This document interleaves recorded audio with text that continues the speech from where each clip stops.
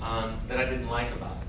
But I was saying a lot and teaching a lot of the same things. So I asked myself, what would I have that would be unique or novel in the work that I do and how I present? And two ideas came to mind. The first was that I don't tell people what to do. In fact, I think ideally, very few therapists ought to tell people what to do. But what I do is I teach people how to think. And in practicing that with somebody, then they can figure out for themselves what the truth is, what their own truth is. And so it's not so much of saying, because most questions I get asked as a parent educator and therapist are, they all start off with, what do I do? And then fill in the blank. And the second thing that I figured out, besides the fact, this idea of teaching people how to think, is the answer, it's the wrong question. It's not, what do I do? And part of the book talks about my own journey about going into a therapeutic immersion. In fact, I was here in Seattle, visiting some schools, traveling around with a couple of colleagues, one of whom was an interventionist. And it was a rough time in my life, and I made the mistake, I'll just give you this advice, never do this. I made the mistake of mentioning to my interventionist friend that I was thinking about going and doing some of my own immersive work. And if you say that in front of an intervention, you're lost. There was no chance after that. Within 10 or 15 minutes, he had parried off all of my excuses, and I was talking to the owner of the program, and I was scheduled to go 10 days out. So I walked into my own program, and we worked on a lot of our history. The first half of the program, you weren't allowed to talk about the here and now. You had to talk about your history, where you grew up, the family of origin stuff. And we all did that in small groups of 10. The last couple of days, you were allowed to ask one question, one relationship, one situation that you wanted to address. Prior to that, it was everything in the past. So we signed up on the board and to take our turn, and I think I signed up for number 5 out of 10. And I'm watching the first couple of people go through their work, and I realized after about 1.5 sessions into it that I didn't have any question. That I knew what I needed to do. And that the real question was not what do I do, but who am I? What's my truth? So part of the reframe, like Peggy was saying, is really changing the question. There are some things that are not intuitive, that aren't particularly satisfying at first, that I found that work. And one of them is to change the question from what do I do with my child to these 3 questions in this order. Who am I? What is my truth? What is my relationship to my child? Am I the cure, the cause, the problem, the solution? And then the last is, what is my relationship to their issues? Again, did I cause it? Can I cure it? Can I fix it? Can I control it? But you first have to answer that first question about who am I? And what I figured out was, I wasn't confused. I mean, we frame that in terms of confusion a lot. I think there is some confusion there, but I was afraid. I was afraid to express my truth in life and relationships. So what I walked away from that setting with is an idea is that I was going to try to find my truth and speak it more often. And this was mostly related to my marriage at the time. And luckily, I had a wife who was capable of listening to my truth. It wasn't easy at first for her either to get the truth. And I'm not talking about big truths. I'm talking about just little moments. So how do you think about parenting? And changing the question from what do I do to what is my truth, what's my relationship to my child, and what's my relationship to their problems.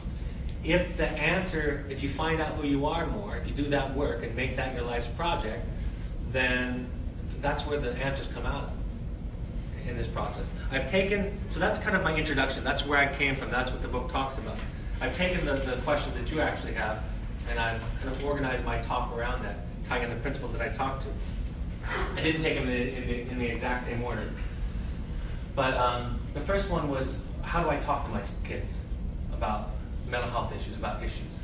I get asked that question a lot. I've given talks on how to talk to children about drugs or mental health or depression or suicide or what are the issues. And really the answer is it's not about talking. That's not the valuable stuff. A lot of parents send children to us saying, I want my child to get to a place where they'll listen to me and they'll draw on me as a resource, somebody who can kind of guide them in the way. And what I believe, my experience tells me, is that the real gift, the real capacity is to listen. And most people think they do a pretty good job at it. And I meet very few people who do it well. I'm trained in it, I'm aware of how important it is, and it still is a challenge for me every day to listen to my loved ones talk about their pain, their difficulty, without going into problem-solving mode, without going into simple solutions, advice, right? It's hard to hold that. We helped to produce a play. The play in New York City. It's going to be touring the country. We hope that it'll be out here next year, called Wilderness. And in preparation for that play, a New York Times reporter came out to watch the group for a couple of days. And we had some other visitors, the producer of the play and the writer of the play all came out. And they were watching a group therapy session where this young man was expressing some frustrations and disappointment and conflict with the group, kind of the normal things the kids would talk about in these groups. And I saw the visitors, we opened it up to them that they could participate, and they had a lot to tell him. My therapist who was running it, not me, the therapist who works for me was running it, he was just listening and reflecting back and clarifying over and over and over again. After the group concluded, I pointed out to the reporter, I said, what Mikey was doing, that was therapy. The advice stuff, the lectures, that's not the therapy. In fact, those kids know all those lectures. And the reason that I know that they know them is because they give them to each other all the time. When the new guy comes in, they have all the simple answers. I used to use this simple experiment. Wilderness therapy is primitive living.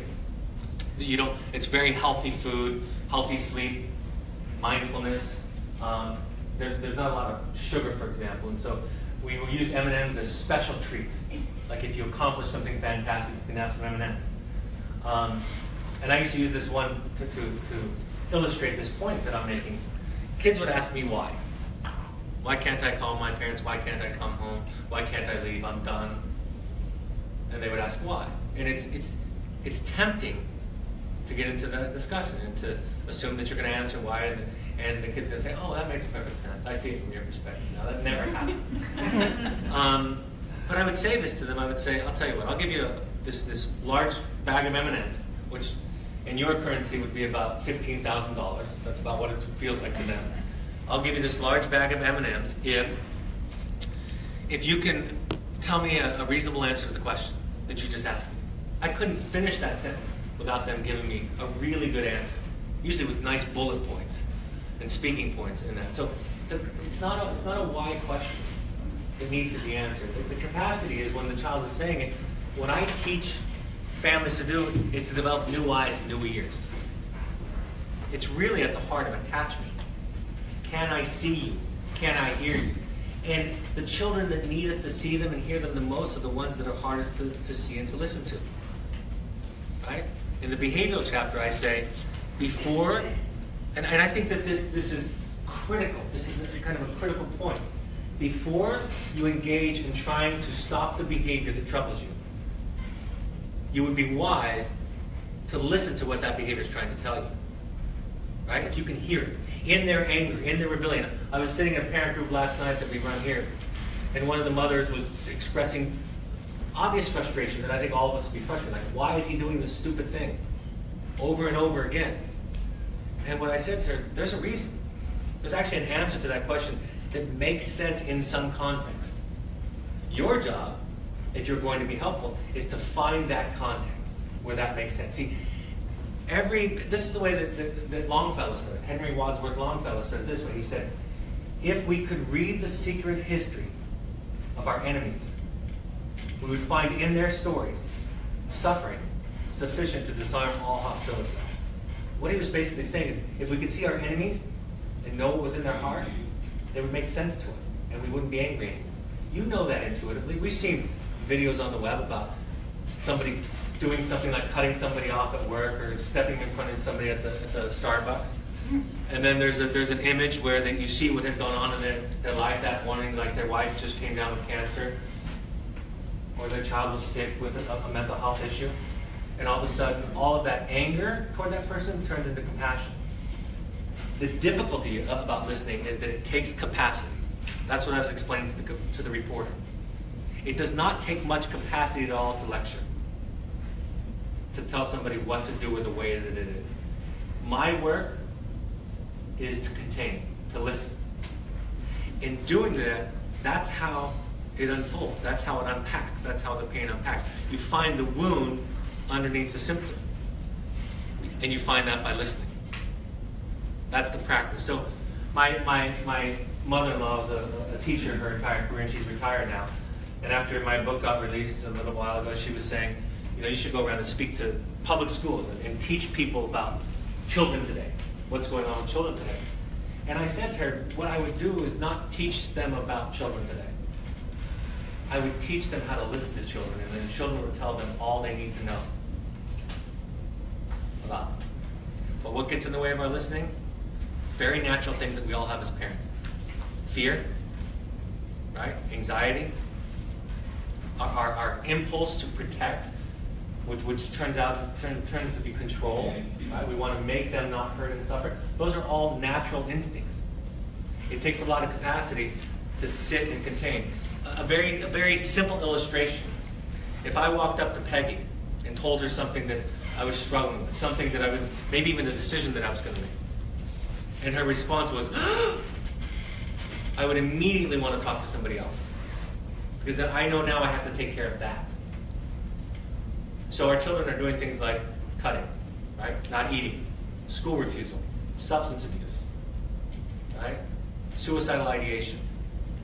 Those are all things that any normal parent is going to be triggered by.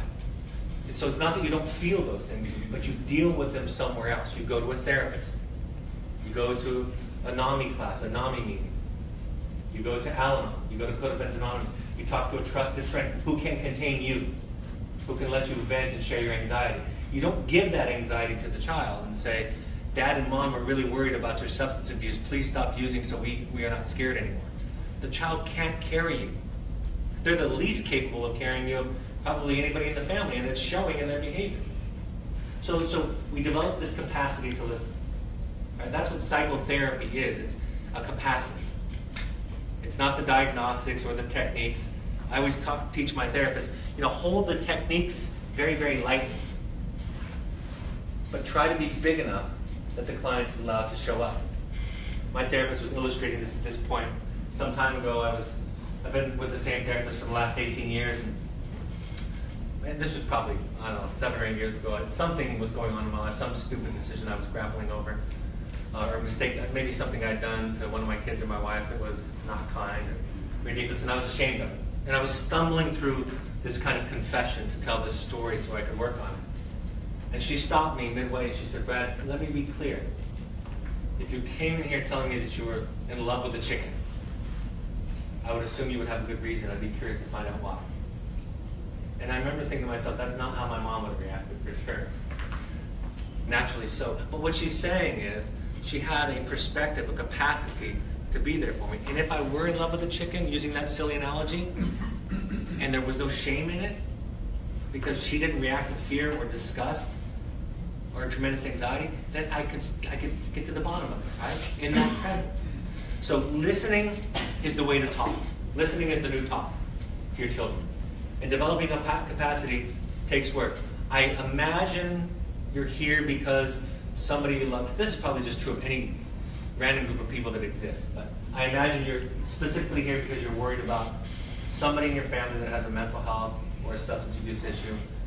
And that you want some tools, you want some skills, you want some insight about it. So what that tells me about you is you need more than average.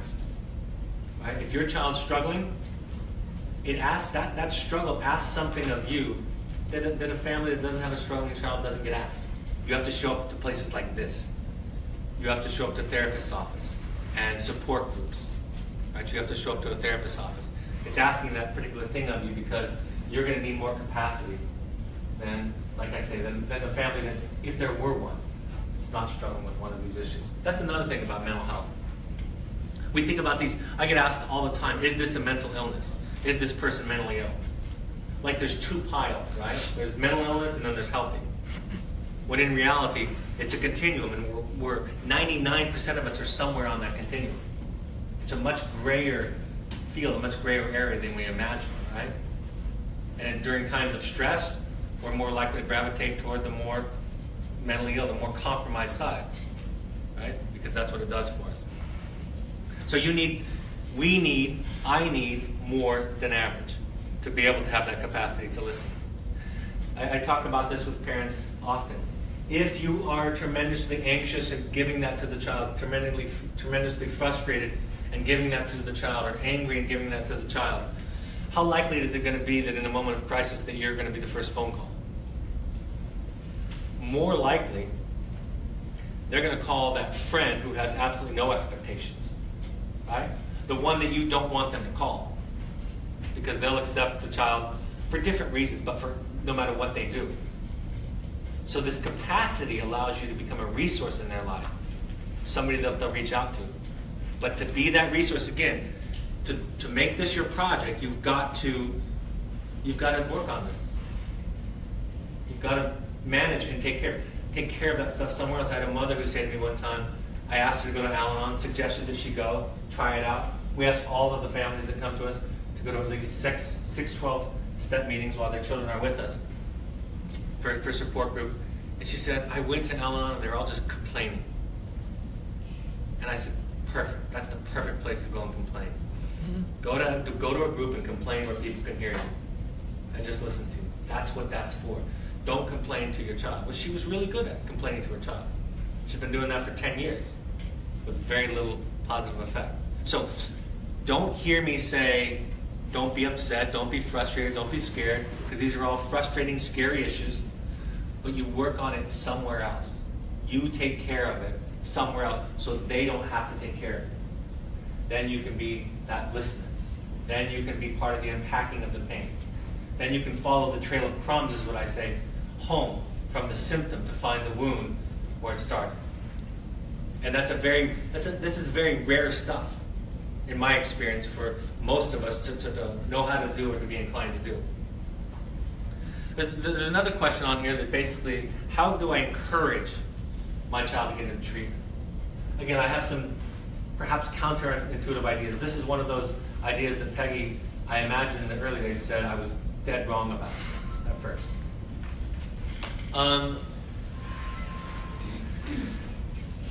The first idea I have is that you go to therapy first. You select a family therapist, and you start going. And you start asking these kinds of questions about parenting, and you own it as your problem. I don't know how to deal with this issue, so I need help. That's a normal thing, right? I need help dealing with depression or substance abuse in my family. And then you invite the child to come to help you. It almost never works, in my experience, to say to anybody in your life, you need therapy, go get it. You've got to go to therapy. Husbands and wives have been trying that for a long time, and it's not working, and it's definitely not working with our children. So for me, it's about, I'm going to therapy, will you come to my therapy to help me? And then, guess what? If it's a good therapist, guess what access point they're going to find into the family? It's not going to be the child. The child in this situation is probably the one with the least amount of ego strength and resilience. They're going to put you on the hot seat because you're the best access point into the family, right? They're going to say, when Johnny was doing X, Y, and Z, did you yell? For example, simple example. And you'll say, yeah. And then that will be the issue for the session. Well, can't we talk about what Johnny did? Because what he did was a yellable offense. Well, yeah, we'll talk about that later. And immediately you start shifting the dynamic, right? You start shifting the dynamic where you take the heat off the child. When you become the project, and that's a fundamental idea that I teach parents, become the project. Become your own project. The pressure's off them. Then they know they're the project. But if you become the project, the pressure's off. You know, think about a symptom. You know, in psychology, we might call them defenses, right? If I have built a wall around myself of symptoms, eating disorder, cutting on myself, depression, substance abuse, whatever it is, sexual acting out, if I build this wall around myself to protect me from pain, from perceived threats, and you come up to me and start tearing down the walls or hitting it down with a hammer, what am I going to be inclined to do? I'm going to either have to run away or build it higher and thicker, right? So you don't walk up to people and start tearing down their walls. There's a great line out of a book that my therapist wrote that said, inadequate therapists and cruel people are famous for pulling down people's defenses before the person has the resources to be able to deal with life without them. So what do you do to help somebody feel safe is you take off your armor, right? When you take off your armor, the feeling, the triggers, now you're safe. I do a simple thing with a lot of families where I say, find something to apologize for. Just go apologize. Go apologize. You got plenty. If you want some help, I can help you with some of the things that I've observed. Apologize for being controlling, for losing patience. Just apologize for something. Take off a piece of your armor. Set it down. I had a young woman whose brother, she was the good child in the family. They were both young adults at this point. She was the good one. Everything went well for her, and she was successful. And her brother had been dropped out of college because of substance abuse issues and finished our program. And she was going to visit him now at his sober living environment for the first time in several months. She hadn't seen him for a long time. And she asked her parents asked me if she could call me and say, I don't want to blow it. I don't want to set it back. I don't want to say the wrong thing. And I haven't been in all this family therapy like my parents, so could you give me some guidance? And I said to her, why don't you just tell him that? Why don't you tell him that you don't know what to do and you're scared? And for the first time in a long time, I bet in your relationship, he'll recognize that he actually knows something that you don't. How wonderful would that be for him? For you to show up not knowing, for you to show up scared. Right? But it's hard to be vulnerable. It's hard to say, I'm sorry to my child. I'm thinking that they're going to use that against me. Right? If I just focus on this, then I have no control. And they can use it against me. My experience tells me that it's impossible for people to use it against you when it's authentic. You don't say you're sorry to somebody to get them to forgive you. You say you're sorry to somebody as a gift. Right? As an acknowledgement. And like a lot of you might have this, I don't know if you've had this discussion in your marriage, but my wife and I have had it where I'll finally, after a day and a half of passive-aggressive behavior, arguing with her about that I did anything wrong and all, I'll apologize. I can remember one time in particular where this happened. Many times. And, right after I apologize, she often says, you're damn right. You were the jerk in this situation. See? And this is how the dialogue goes. And I say, hey, wait a second. I just apologized and now you're going off on me. Not very encouraging. Doesn't make me want to apologize the next time. But what I've learned is, if I'm ready to say I'm sorry, I should expect that. Right? Of course that's going to inflame her anger that I've been lying about or pressing down for the last day and a half. And if I'm really ready to lay it down, to surrender, I'm going to be ready for her increase of anger. So when we apologize to our children, they can't use it against us because we're not asking for something back in that apology. It's not a payment where we expect a return. It's a gift. And in psychology, gifts have no strings attached. I have a client who's working on her amends. She's been sober for 2 years from an opiate addiction. She started off with a stack of 3x5 cards. I asked her this the other day because I've told this story a couple of times if I was accurate.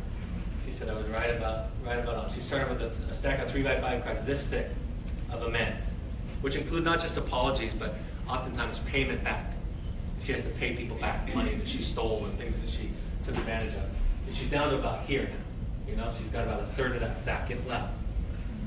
And she goes through each one of those cards and she calls the person and asks for to have a cup of coffee or have a meeting. And she doesn't have an attachment to how they receive it. Most of the time they say, oh, it was no big deal. That's not why she's doing it. She's doing it to let go. She's doing it to surrender. She's doing it as part of her healing. So the best way to encourage somebody into treatment is to model it. Is to take off your armor and to take off this need that I understand that we have to be right? To have it all together, to have the answers. Your children don't need you to get it right all the time. If they do, they're doomed. What they need is they need you to make your life a project. That's the best gift. It's actually the most courageous gift that you can give. It's the hardest. Imagine what it would be like right now if everybody in here had to ask me a question. Would that make some of you uncomfortable? Right? And yet we're asking children to go open up to a complete stranger and talk about their problems. And then we have all this wonderful language around our critique of how much they are or are not opening up. We know what that's like.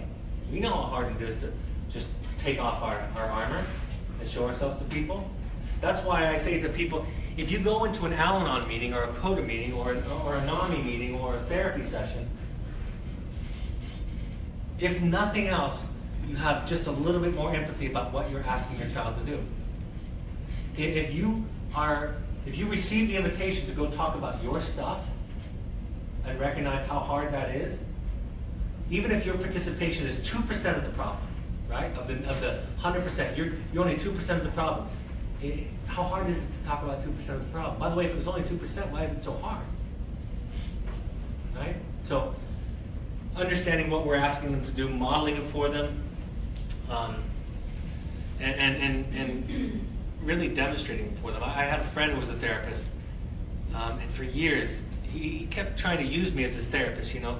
And I would say to him, I'd say, go to therapy.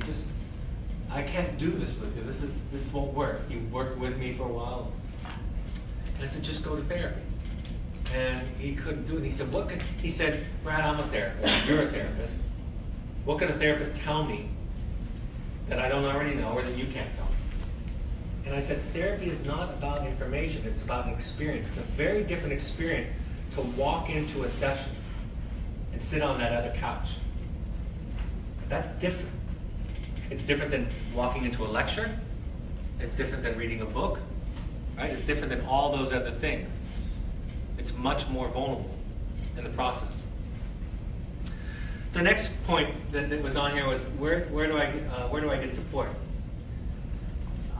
The resources in your area I'm not as familiar with. Nami is a fantastic resource. We suggest that to all of our families that they reach out to their local Nami chapter. But I want to talk about the things that we do that separate us from our support. I use the story of Robin Williams to illustrate this, and I think most of you know now that Chris Cornell took his life today, and I don't know the story, the backstory, but when Robin Williams took his life a few years ago, he was one of my favorite actors and just seemed like an amazing person, one of my favorite public figures. There was a large discussion in the mental health and the addiction community about what killed him. Was it the alcoholism, because he was an admitted alcoholic? Was it the depression? And there was kind of debate. That's a common kind of binary question that people ask in this situation. And a friend of mine, a colleague of mine, said it was shame. Shame is what kills people. Shame is the hiding. Shame is the going away. Shame is I want to disappear. I'm a burden. Shame is I can't show up and just be me and have it be okay. It is what the original story in the Bible of Adam and Eve is about. The story is about shame. No matter what your religious, the metaphor is, they did something wrong, right? They did something they weren't supposed to. And then the serpent told them they were naked and to hide from God. And then when God came looking for them, he couldn't find them. That is shame. And in many ways, suicide, during a dark period of my life, where I wasn't suicidal, but there were days when it was so hard, I wished I could just die. Wouldn't do that because of my children, but I had that fantasy, that kind of escape. And my therapist said something to me that helped me. And she said, the mistake that most people make is they think they need to kill the whole self. And in reality, they just need to kill part of themselves. And then they'll be free. Shame is the thing that prevents us. It's part of, I imagine part of the mission of Nami is to destigmatize mental health issues and addiction, right? Mm-hmm. What connects us to each other often is our pain. But it's hard to share that with each other. But we hide it from each other, right? We put on a good face, and we think that makes us okay, that we're going to be acceptable. But I'm sure many of you have the experience that when you've opened up about some of your struggles, in various circles, that people then reach out to you and say, I have the same struggle, or my dad suffered from that, or my wife is, you have that connection. So for me, the key to gaining support is to work on the shame, because shame is the thing that separates us from other people. It's the wall that we build around each other. But going into meetings, going into these things, talking about it more often. You know, I share all the time. I've been with this therapist for 18 years. I've been in therapy most of my life. I had an Uber driver ask me the other day. He said, aren't most therapists, don't they need therapy? And I said, yeah, just the good ones. Just the good ones need therapy and go to them.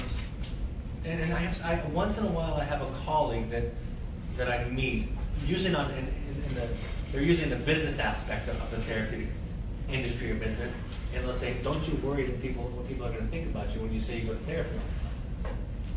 First of all, I forget that doesn't even occur to me, because it doesn't make sense. In fact, I say, if you meet a therapist that doesn't go to therapy, slowly back away, keep them in front of you, and go find someone who does. In this practice, if you don't have somebody who's working on understanding their agenda, their relationship to the client, that's a scary thing. And for me, the process is, again, it's just about rediscovering myself. I go back to therapy to refine myself each week. And how do I find myself? By being found. Jessica Benjamin, the attachment theorist, the author, said that the only way to find oneself is by being found. And when somebody sees you, then you have that experience of, right, there I am. We know from the research that the #1 contribution that can be made by anybody to help mitigate trauma is to be seen. If somebody gets me and is consistent, then I'm okay. But if everybody's baffled by me and confused by me and anxious by me and around and upset with me, I'm not okay. That's the human interpretation of the reaction of people around me, even from infancy, right? The infant interprets the frown on the mother and the father's face as, I'm bad. That's why it doesn't work so well to tell your child how upset and worried you are, because they don't interpret it as love. They interpret it as something must be wrong with me that I'm causing the people who love me most to be this upset. Boundaries was the next question. How do I set healthy boundaries? I'll give you the tool, and I'll talk about a couple of stories. The most simple way that I talk about boundaries is this. It is what I'm comfortable with. I think a lot of times people, when they ask about boundaries, they're wondering about the outcome. Like, if I set this boundary or not. I think professionals reinforce that. If I set this boundary, what will be the impact? It's the exact opposite process. You set it from a place of your truth. People that are in recovery, for example, from codependency, like Al-Anon people and people that are doing their work, they do this really weird thing that they just tell the truth more often. They're more authentic. Telling the truth isn't trying to manage the outcome. Telling the truth is a risky proposition. So a boundary isn't, here's what I'm going to do to you to fix you. A boundary is, here's what I need in this relationship, in this situation, to feel comfortable and okay. I'm going to take care of myself. I had a professional ask me at a lunch that I was having one time, we were colleagues, and she said to me, how good are you with your boundaries? And I'm thinking, well, better than I used to be. I still need work, and how do I answer that? It's complicated, and some relationships are better. She said, let me help you. She perceived my pause was me being confused about the question. She said, if a client called you on a Sunday morning, would you make sure not to answer the question, or answer the phone call, to teach them that that was one of your boundaries? And I said, I hear the question now. I said, I don't set boundaries to teach people lessons, right? The alcoholic couple, right? So let's say that the alcoholic wife, when the husband leaves his alcoholic wife, he doesn't leave her to get her to stop drinking, right? Why does he leave her? Because I can't do this anymore. Sometimes that boundary does have an impact. It often does have ripple effects. But it's a different kind of sensibility. It's a different way of being in relationship to people. And the cool thing about this is what I'm comfortable with. It works with 5-year-olds, and it works with 25-year-olds and 55-year-olds. It's not something that's easily argued against. But if I argued for being right, I don't know if you've noticed, but the nation and the world has been warring for centuries over who's right and who's wrong. But it's really hard to have any kind of rational argument when somebody says, I'm not comfortable with this in this house, or I'm not comfortable with this, the way that your room is. Well, you're crazy, Dad. I know I'm crazy. You have no idea. You don't even know the half of it, right? You're being obsessive compulsive. I know it's probably my bad parents that gave me that trait too, so we're all going to have to kind of suffer through that, right? I'm not trying to be right. I'm just being me. A father came up to me after a lecture one time, and he said, do you have any literature on the effects of marijuana? And I said, yeah, I could pull something up. Why? Why do you want to know? And he said, because my 24-year-old son is back home and in the basement smoking pot every day. And I said, why don't you just tell me you're not okay with it? And he said to me, I can do that? He didn't even have it in his mind that that was a stand that was okay to take. Right? He'd probably been argued and debated with for truth, and he thought that's what he was going to do to his son. Right? I'm going to convince you why you're wrong, so that you'll make a different decision, so that I don't have to set a boundary. Because it's scary to set boundaries. To say, I'm going to take care of myself. And we don't do it again, we don't beat people up over the head with it, but we just say, this is what I'm going to do in this relationship. And it's a really strange kind of ironic thing. When you let go of being right, you let go of winning. One of my favorite lines from my therapist, she taught me, is working with borderline patients. And this could apply to a lot of different diagnoses. She said, you don't get to win. You get to choose how to lose. And so that's where boundaries come from. And they come from the truth of who you are and what you're okay with, and they do have ripple effects.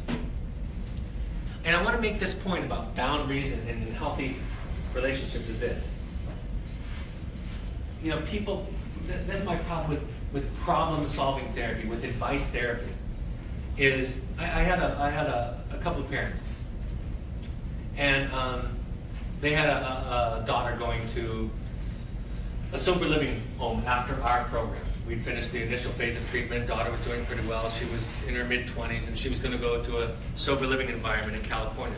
The family was from British Columbia. And the daughter wrote this really polite, nice letter home saying, would you bring me this brand of cigarettes that they sell in Canada that they don't sell in the States? Parents called me, said, what do we do? One of the parents said, my father died of cancer, we hate smoking, and we don't want him to smoke. And I said, well, here's how I can see it happening. I said, I can imagine you buying that pack of cigarettes, driving down to pick her up in our Utah program, and handing her the cigarettes and saying, you know how I feel about smoking, you know my father died, but this is not my project, this is yours. I could also imagine you coming down to Utah, picking her up and saying, you know how I feel about smoking, my father died, you can smoke if you want to, it's not my choice, but I'm not going to participate in the transport of it, I don't feel comfortable. You see, if you're doing it from a place of truth, you're doing it from a place where you're not trying to control the other, you almost will never get it wrong. If you do it believing that you're the cure, that you can control it, you can almost never do it right. So that's why it's so complex. As I was looking over these questions, I'm like, these are complex questions. That's why it helps to have a therapist to go through them with you, because it's the thinking that goes into it. It's the sensibility that goes into it. We don't define the health of the thing by what is done. We define the health of the thing by what is going on in the mind of the person doing it. All right? We can all think of behaviors that we would think as morally right or wrong that are the exact same behavior, but it depends upon why the person is doing it. What's the context? Where's that coming from? A couple of thoughts as I draw to a conclusion, and I'm happy to take questions. One of the things I say to the parents that I work with when I have a lecture or class or a group is I'll say, just for the next couple of hours. I could have started this off with this tonight, but I don't know you and know your stories and felt a little bit presumptuous. But I say to them, just for these couple of hours, let's assume that you're not off course, that this is not a detour, that you are where exactly you're supposed to be. It's not painless, it's not easy, but you're where you need to be. And if we can, embrace the what is. It's called radical acceptance. If we can embrace the what is, we also get access to the wisdom and the lesson that situation has to offer us. If we're always thinking it should be something else,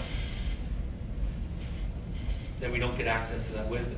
I don't look to people who don't have mental health issues in their family. I don't look at them having an advantage over those of us who do. In fact, in my experience, the people that go through this process are richer for it. They wouldn't want, it's a strange thing because you don't wish it on somebody else. But you end up a changed and a transformed person. I took my daughter out when she was in high school. It was Daddy-Daughter Day, and I took her out to the wilderness program. She met with a group of adolescent girls.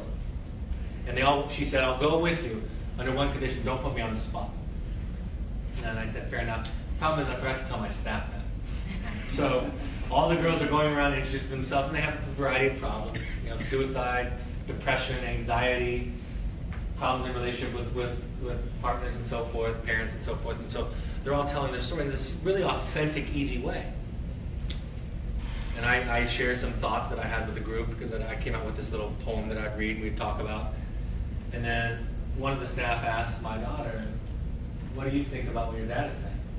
And I forgot to tell him not to ask her that. So she kind of stumbled and stammered and said, she kind of regurgitated some of the things she heard the girls say. And then I rescued her right after that, because the deal we had, we were walking out to the truck at the end of the day. And I said, what'd you think? And she said, I couldn't believe how honest those girls were. I couldn't believe how authentic they were and transparent they were. And I remember thinking that day, like, I don't want my daughter to be cutting. I don't want my daughter to be dealing with a mood disorder or substance abuse. But there was something in their experience that was giving them a richness that is hard to recreate, right? That's what gives us our richness in life, is that we have a story to tell, right? So that idea of radical acceptance is this idea. In other faiths, radical acceptance is from a Buddhist perspective. In other faiths, it's called faith, right? If you have a faith in a higher power, then the idea is you haven't been forgotten, right? Your higher power didn't go to sleep on you. But there's something in this experience, this painful and difficult experience that you're having, that is transformative. I want to just conclude with a couple of quotes and then the conclusion of my book until we get to the question and answers. I was reading a book called Motivational Interviewing, which some of you may know of. It's a very, very renowned book in mental health circles. It's about how to encourage motivation in clients and what brings up resistance in clients. And it's interesting because it's a very, very technical book with a lot of great skills and step-by-step how-tos. But they make this important point. Motivational interviewing is not a technique, an easily learned gimmick to tuck away in one's toolbox. We describe motivational interviewing as a style of being with people. One of my favorite authors, and I quote part of this in my book, said this. He's a psychoanalyst. And he says, apply this to parenting. He's talking about therapists, but apply this to parenting. The emphasis is not on behaviors, but on rigorous thinking. Not on constraints, but on self-reflective emotional involvement. Not on the application of general truths, but on imaginative participation. This suggests a very sort of technique. The discipline is not in the procedures. I can't give you step-by-step. But in the sensibility through which the therapist or parent participates. There is no generic solution or technique. There is a great deal of disciplined thought and continual complex choices. And that is why when somebody says to me, what are you going to say to your client? I get a referral from somebody. They describe to me the problem or the symptoms, and they say, what are you going to say to them? And I say, well, I'm first going to say hi, and how you doing? And then I'm asking what's going on, and then I'll kind of go from there. Like, I don't have this agenda. Depending upon what they say, that's where I'll meet them. There's a wonderful story. This idea of finding, this idea of seeking after, this idea of the beginner's mind, of always, psychotherapists often they pride themselves not on what they know, but on what they don't know. And in not knowing, they constantly are seeking to find the client. Right? They're seeking after them over and over again, trying to find them. Trying to find the story of the client, the child. To find the story. To maybe share it back with them. And to find out what that story is asking of mom and dad, of schools, of friends, of others, right? We find their story, and that story asks something of us.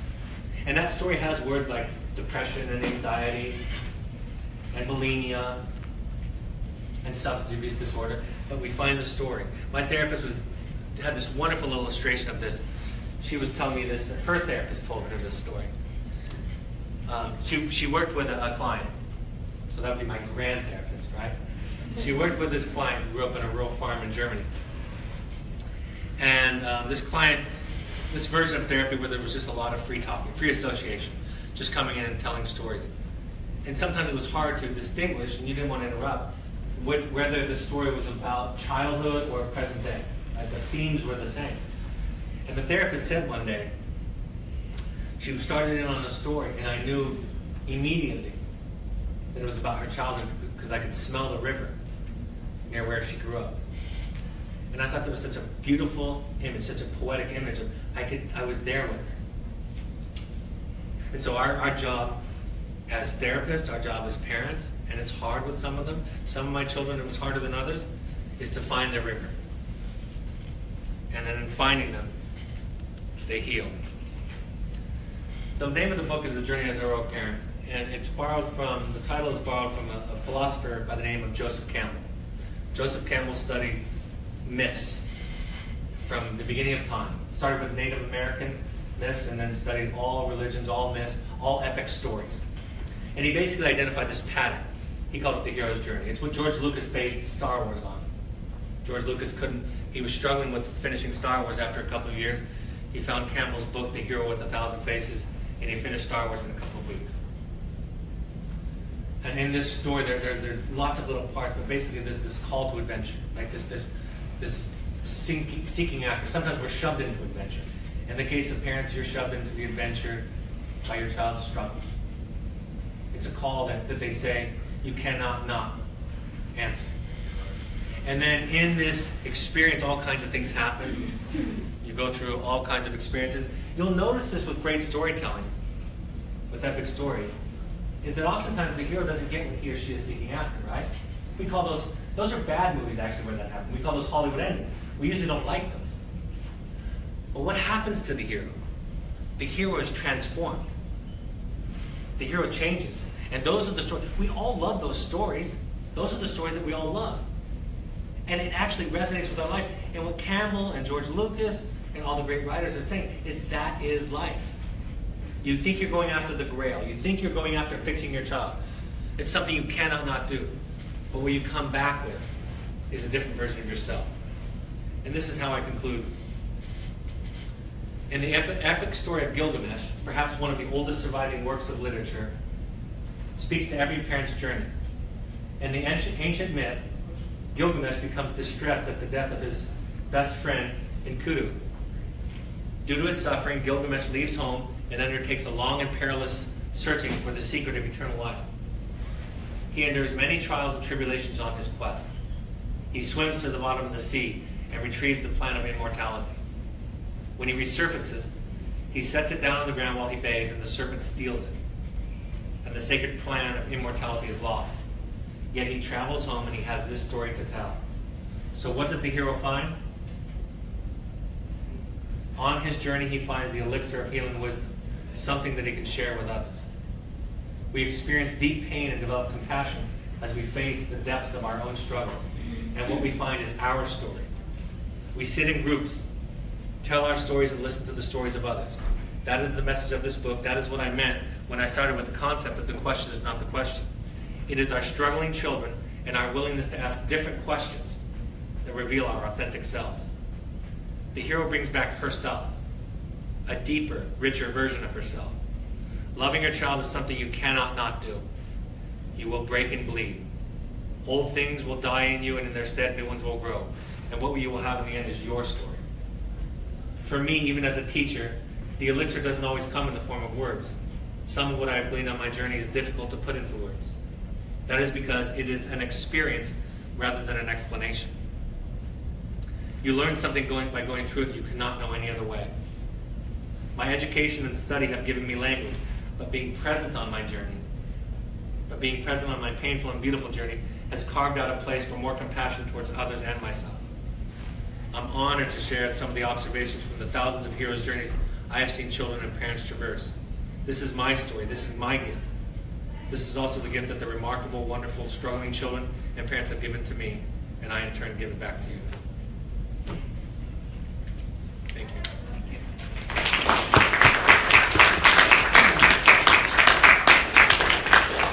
I'm happy to take any questions if anybody wants. Someone collect those or pass them down to the end of the aisle.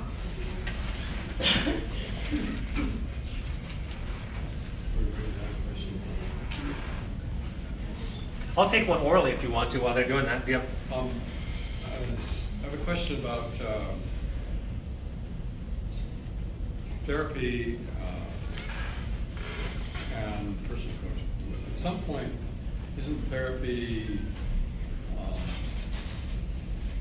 have limits as far as its effectiveness?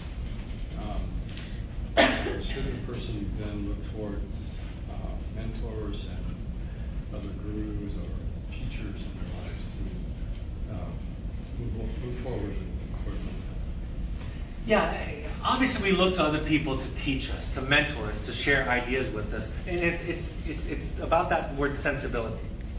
It's about, there's a difference between, I ask my therapist, she's one of my gurus that I go to, but the expertise in therapy is not me knowing your truth. The expertise is creating a place where you can find your truth. And I can provide skills and tools and ideas, but you have to get past that resistance, right? You have to get past, the resistance in therapy is not the thing that gets in the way. The resistance is the thing in therapy. Like that's, why are you resistant? I joke with my therapist that, why did she wait 10 years to tell me all the good stuff? And of course she didn't wait 10 years. I just wasn't ready to hear it. And now I drink her up like I'm dying of thirst all the time. I was ready at some point after 10 years. So yes, there are things to learn from people. There are things to understand. There's mentoring. But the thing that blocks us and the thing that we know about mental health is that if we just walk in through the front door uninvited, smash down the front door, and it's too threatening. The defenses serve a purpose. And if we ignore them and don't honor them, we tend to reinforce them. But a lot of us don't have 10 years to get to that answer. Sure. Yeah. Well, I also wasn't, at that point, I wasn't acting out. I wasn't a child. The point being is that my therapist asked me this. They say, Brad, we like what you have to say, but we're paid to help children, and we're dealing with a crisis program. And my response is, this is how you do it. And I see in very short time, I had a dad one time that said, I was talking about listening, and he told me in the first phone call, I'm a great listener. I listen while at work, and I've been listening to my son all along. And 4 weeks in, he said, I'm a horrible listener. And I said, you're a lot better now than when you thought you were a good listener. And he started to listen to his son in a short period of time, and his son felt very different and responded dramatically well. Not because he became a better lecturer or a teacher, but because he became a better listener, and it happened in a relatively short time. Well, what I hear you saying, that, I think you agree with me that in addition to therapy, a person needs to find gurus and teachers and mentors to really Sure.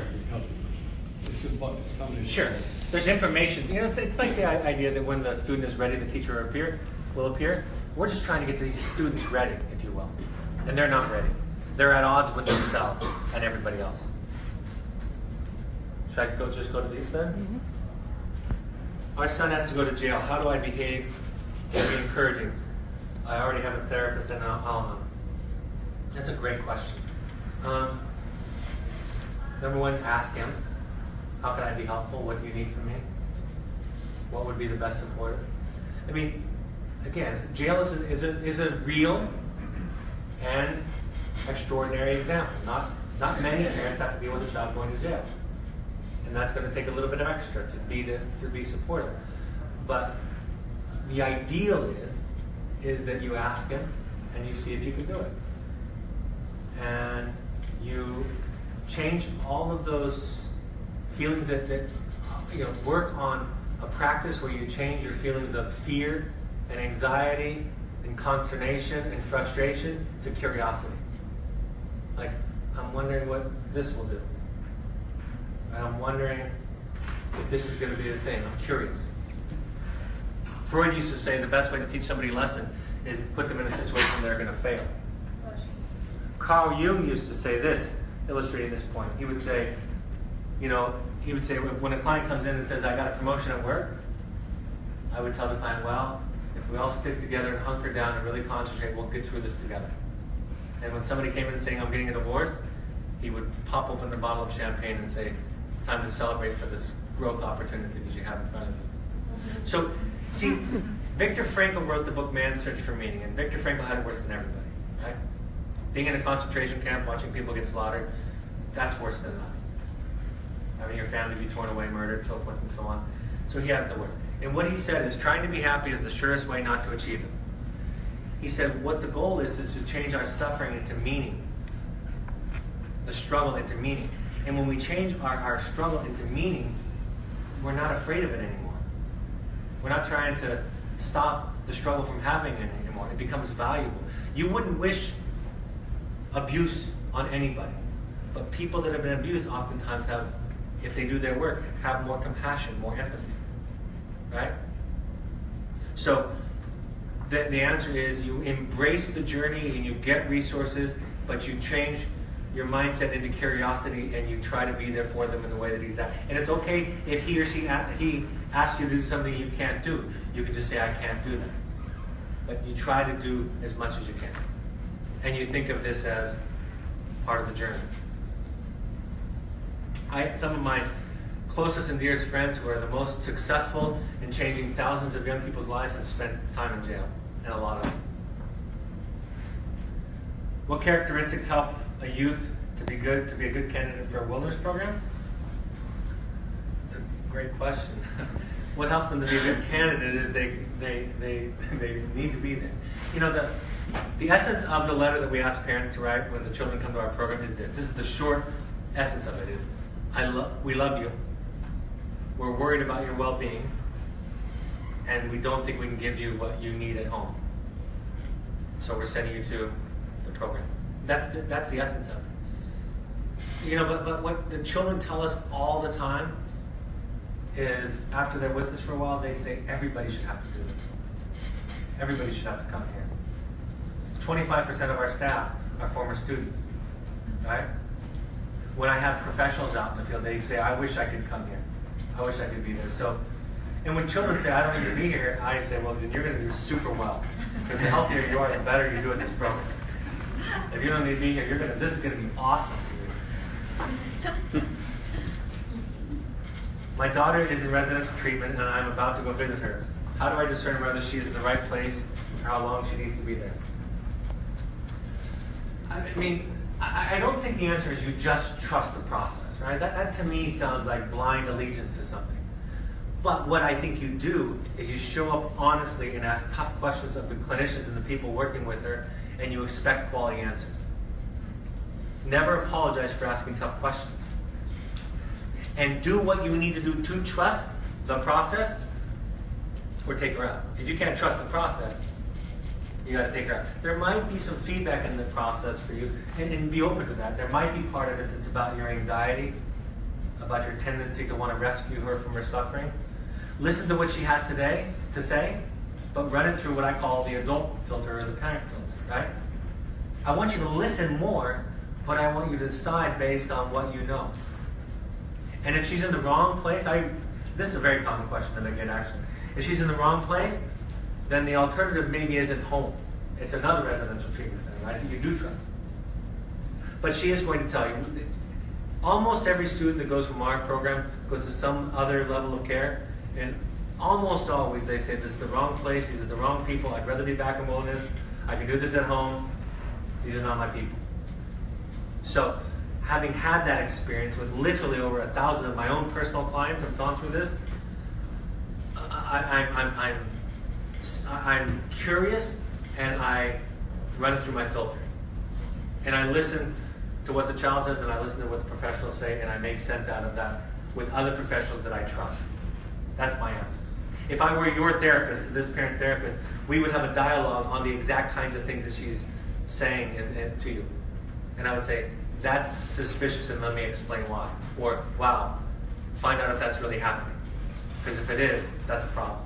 We would look at it together. But you gotta trust. And if the program is exhausted by your questions, that's a them problem, right? Number one, you're a consumer. Number two, they have the most important thing in your life with them, which is your child. And if they can't hold you with compassion, Impatient, they're probably not capable of doing with your daughter. So I have a pretty high bar for therapists and programs. Was there a second part? How do I discern? Yeah, that was the same question. It was one question with a preface. What if I saw no symptoms in my child and then out of the blue they tried to commit suicide? I'm afraid that there may be no warning signs or cause, and that maybe she is too scared to talk to anybody. I mean, people are good at hiding. We know that. But I think we get better at seeing even the unspoken, right? So my thought about that is that you can't be perfect. You can't be all-knowing and seeing. Again, if your children need you to be all-knowing and seeing, they're doomed, because no parent is. That's point number one. But point number two, I think we can get better at seeing and hearing. You know, and not beating yourself up. I was giving a lecture in Toronto last week, and I spent a lot of time and energy on de-shaming and de-guilting parents, doing my best to remove that, because that's not helping anybody. And a parent walked up to me right afterwards, and she said, "I still feel blamed." And I'm like, no, that was a waste of my time and energy then, because that's exactly the opposite of what I wanted you to walk away with. And I said, I kind of tried to explain it, and then I thought about it later after I went home, and I thought, you know what? So what if you are to blame? Let's just say, hypothetically, it's your fault. Now what? Should we chop your head off? Beat you and put you in prison? What's the value in it? So, you know, we're dented. Every one of us in this room has dents. Nobody's excluded from that. And you were dented by people who were dented by other people that were dented. And you will dent your children. You don't get to get out of that. No matter who you are. Every therapist in the world knows that. You don't get to get out of being dented and denting others. But what you can do is make a project out of it. Right? That's what I try to do in my work, is I try to work on my dents all the time. And two examples. Well, my mother. 20 years ago, I thought my mother was a very typical average mother of her time. Now, 20 years later, I realize she was crazy. And I can specifically and in a detailed way describe her craziness. I love her now, 20 years later, way more than when I thought she was average. It's not even close. I thought I was a pretty good dad 20 years ago. I definitely wasn't going to make the mistakes my parents made, and I didn't make those exact same ones. And I was going to love my children, and there was going to be no spanking, and there was going to be all this enlightened parenting. I realize now, 20 years later, I screw up all the time. And I have some huge areas where I lack capacity. But I'm more comfortable with myself as a parent. And because of that comfort, I can say what I'm saying right now than I was 20 years ago. So there's an inverse relationship between shame and awareness, right? And the problem is that most of us were conditioned with shame, and so we have all this stuff that layers on top of us that when we make a mistake, that something about us is bad or wrong or unacceptable. It's just human. That's what Adam and Eve's story is about. You're just naked. You're not unacceptable, you're just naked. You're just a person. You don't have to cover it up with fig leaves and hide in the forest. You're still welcome in front of the sacred, the other.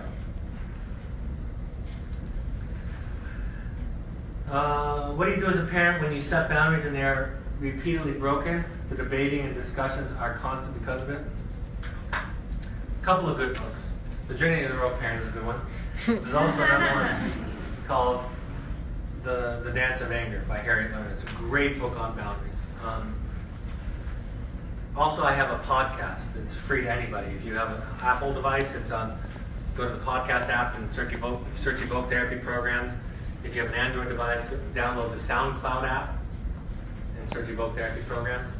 And I talk about Harriet Lerner's book. But see, and there's actually this question. There's several versions of this question that are in my book. Parents will say to me, "I've done most of what you're suggesting, and it's not working." And what I say is, if you're doing what I'm suggesting, then you should have a great deal of peace and serenity, because the outcome of healthy parenting is serenity. not well-behaved children. Right? The outcome of good parent education is changing parents, not children. So, and healthy parenting means that you're a happier person, you have more serenity, you're a better father, mother, husband, wife, friend, employee, boss, brother, and sister. It's about better living. And so if we look at our boundaries and their effect, their outcome, when that example I gave you earlier where the husband left his alcoholic wife, he tried everything. He tried reasoning with her. He tried threatening her. He tried begging her. He tried debating and arguing and yelling and intimidating. And then he let go.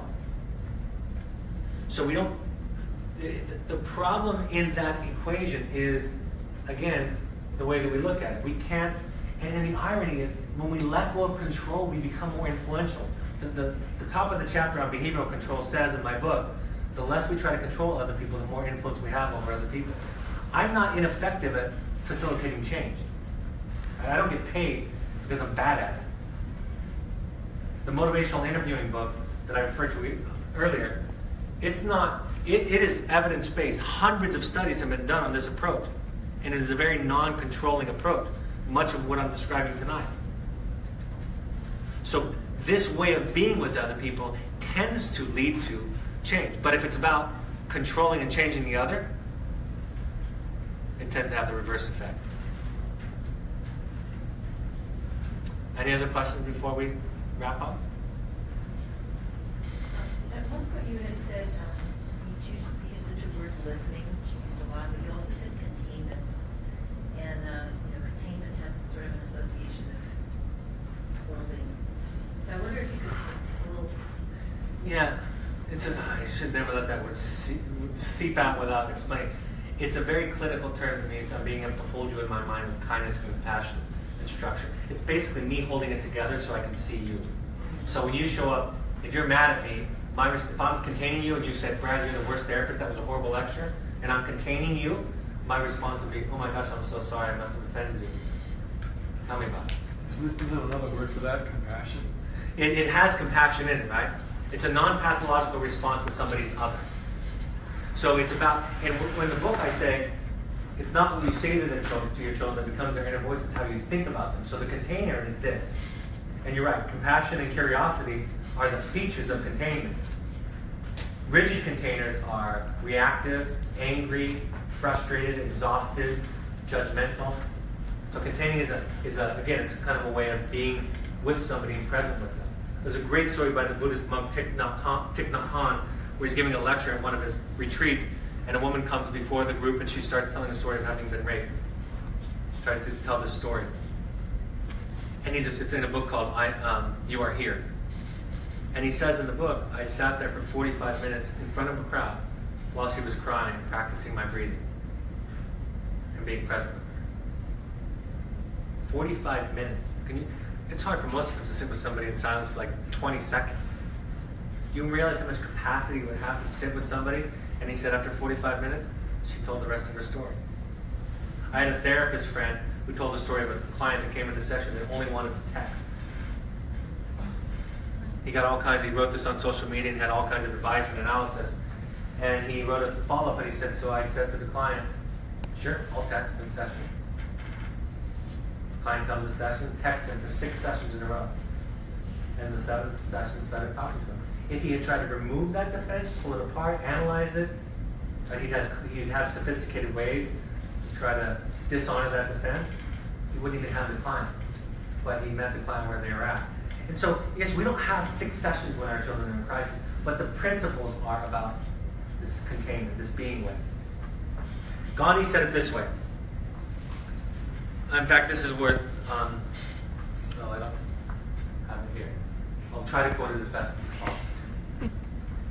Gandhi said that to love another's otherness is heroic. Love is the prerogative of the brave. It takes great courage. Going home, fusion, that's easy. Loving another's otherness is heroic. And if we love other as other, meaning somebody else, different than us, thinks different, feels different, if we love them as them, and he's not talking about having a warm feeling for them, he's talking about containing. If we love other as other, that's what that means.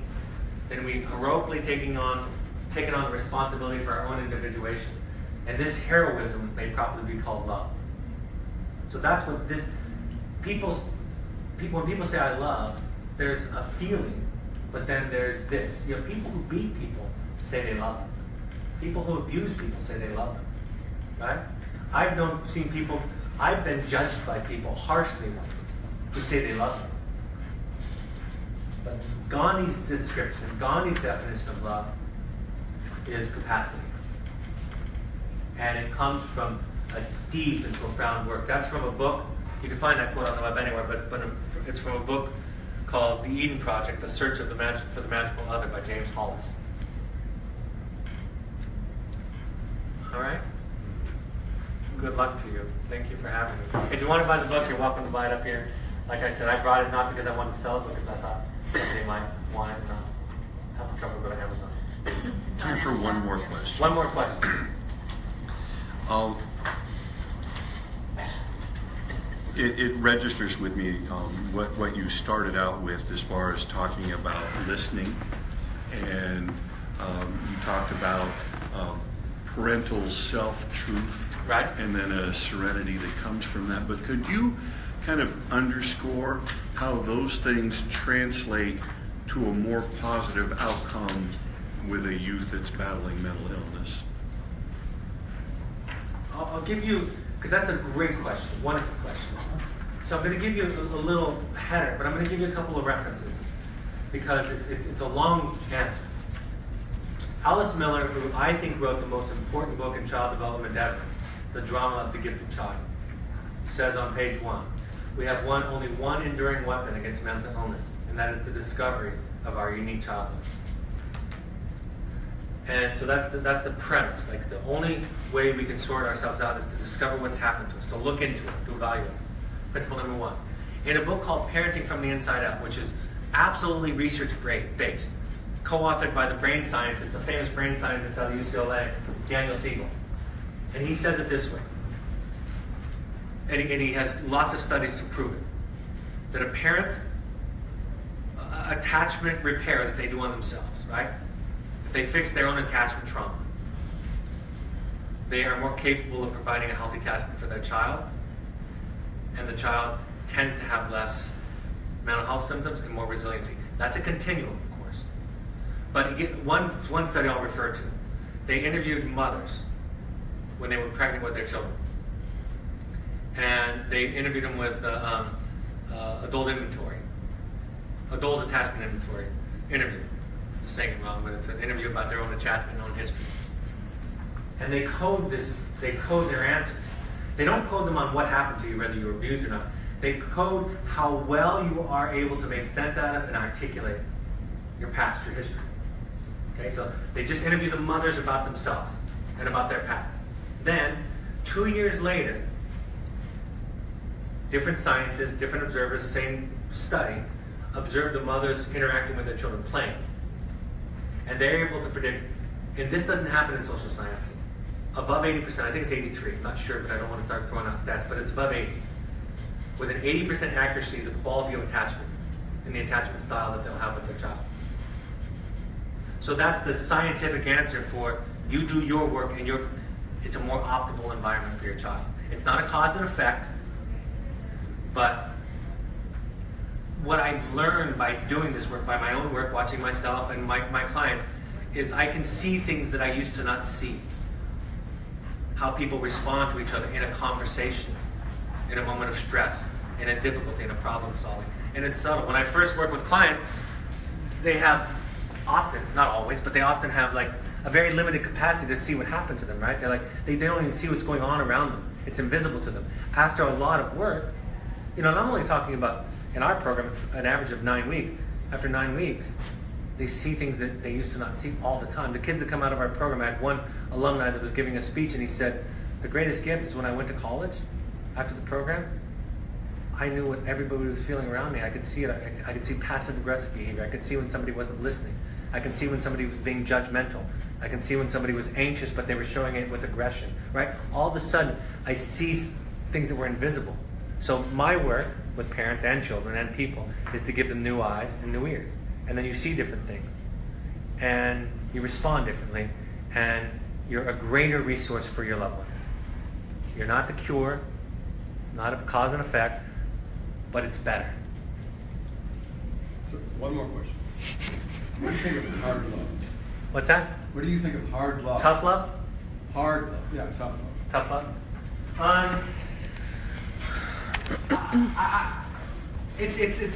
It's not something that we talk about a lot anymore, tough love. You know, what I used to say about tough love is the tough part is facing your own dragons and demons, like doing the hard thing for yourself. I think it gets interpreted sometimes as being tough on them. So I think there's value in some of the ideas, and I think it can be misinterpreted. You said ask tough questions. Right. Wouldn't that be a good tough love? Yeah, it's painful. It's hard work. It's, you know, but let me give you an example, a simple example of tough love. I've sat in meetings where I've heard peers and professionals tell somebody, kick him out of your house. And I say, you know, you kick him out of my house, he could die. But you keep him in your house, he could die. Right? You can, let's just use, for simplicity's sake, an alcoholic 19-year-old who's disrespecting the rules over and over again. You've tried over and over again, you're just not getting anywhere, and you're coming to that decision like, do I kick him out on the street? Well, we know from that story, you kick out a depressed person or an alcoholic, they could die accidentally or kill themselves. You could also keep them in the house, and in so doing, inadvertently reinforce behaviors, enable, rescue, contribute to the disease. So the answer isn't in the kicking out or the not. The tough love part of it, that's what I talked about. The answer, I've seen people kick kids out of the house, and I've seen them die, and I've seen people keep kids in the house over and over and over again, and I've seen them die. And so you've got to approach it with a different way of thinking about it. You've got to approach it from this place of, here's what I can do, here's my truth, this is my best execution of my authentic, loving self, I need to do this. It doesn't have to include consequences. Doesn't have to include what? Consequences. There are consequences, there are limits, there are boundaries and barriers, yeah. I mean, boundaries and That's got to consequences. be part of the solution. Yeah. To be effective. Right. You know, it's simple. You know, if you have a child, 16-year-old, that's going over on their cell phone bill, month after month, and you've talked about it, and you've asked, and you've pleaded, and you've tried to lecture, what everybody in this room knows what you would do on month 4, if not month 1. You take away the cell phone, you take away the data plan, you buy them a flip phone, you take away the phone altogether. It's simple. Nobody in the world would say any different. Nobody would argue with you, you know, after you say, well, where's this coming from? And where's the disrespect? And why are you doing this? After a while, you just say, here's the deal. You don't get a phone. All right. That's it.